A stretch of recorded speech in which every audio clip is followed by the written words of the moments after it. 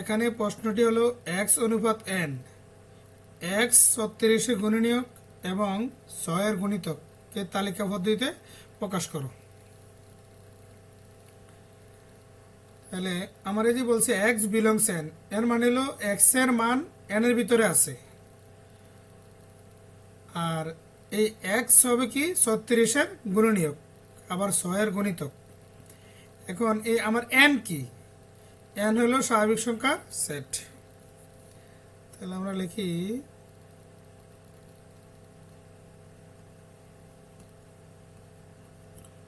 স্বাভাবিক সংখ্যার set N সমান 1 2 3 4 5 ডট ডট ডট। তাহলে আমার এন হইল 1 2 3 4 5, এদিকে কোনো ঋণাত্মক মান হবে না বা জিরো হবে না। এখন বলছে এক 36 গুণনীয়ক, তাহলে 36 সমান কি লিখতে পারি আমরা? 36 গুণনীয়ক গুলো কি কি? 36 সমান 1 গুণ 36, আবার 36 সমান 2 গুণ 18, আবার 36 সমান 3 গুণ 12, 36 সমান 4 গুণ 9, আবার 36 সমান 6 গুণ 6। এই যে 1 2 3 4 6 9 12 18 36, এই সবগুলোই 36 গুণনীয়ক। তাহলে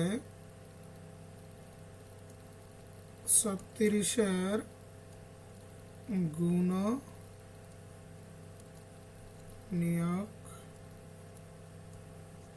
সমূহ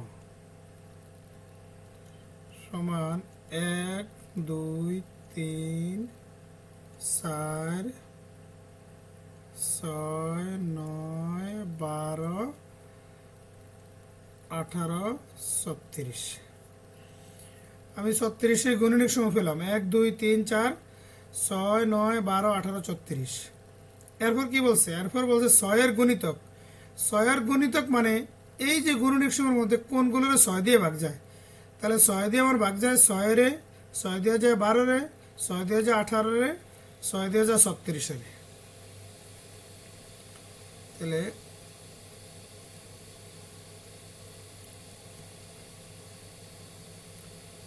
এগুলোর মধ্যে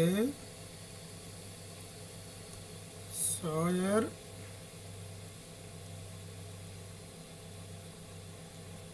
গুণিতক হলো 6 12 18 36। তাহলে এখন আমি কি পেলাম? এখন আমার এই যে এই টোটালটার মান হইল 6 12 18 36। তাহলে 6 12 18 36।